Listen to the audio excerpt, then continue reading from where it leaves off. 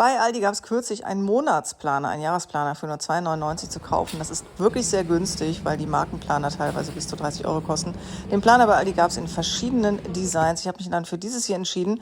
Man konnte vorher nicht reingucken, es war alles eingeschweißt. Deswegen war ich jetzt umso gespannter, was mich eben erwartet. Ja, so sieht die erste Seite aus. Man kann da ein paar persönliche Daten eintragen. Das Papier ist leider sehr, sehr dünn und das Design gefällt mir jetzt auch nicht so besonders. Dann gibt es ein Inhaltsverzeichnis, dann noch einen Jahresüberblick. Okay, kann man machen, finde ich praktisch. Schulferien sind für mich sehr wichtig, damit ich weiß, wann ich keinen Urlaub buche. Und da geht's auch schon los mit dem 1. Januar, 2. Januar. Also jede Seite ist ein Tag. Das ist mir persönlich zu viel, ja, und auch ein bisschen zu unübersichtlich. Ich hätte das lieber wie in so einem Planer hier, dass man die Woche schon auf einen Blick sieht. Da rechts kann man einen Sticker einfügen für den jeweiligen Monat oder halt hier sowas eben.